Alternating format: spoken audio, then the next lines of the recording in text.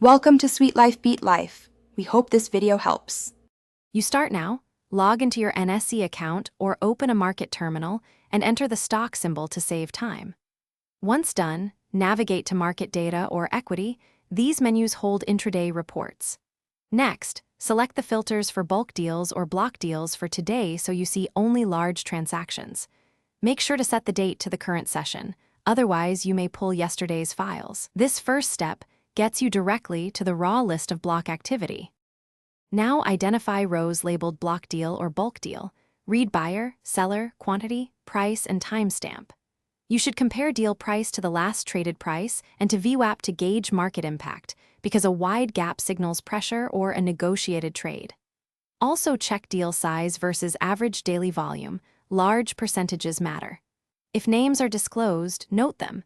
If not, mark as undisclosed. This analysis helps you decide whether the deal shifts sentiment. Finish by exporting the block deal record or taking a screenshot, including the timestamp and exchange reference ID so you can trace it later. Once saved, cross-check with exchange circulars and company disclosures to confirm any price-sensitive information. That helps avoid false conclusions. If numbers look inconsistent, refresh the page, clear your browser cache, or open a different market terminal.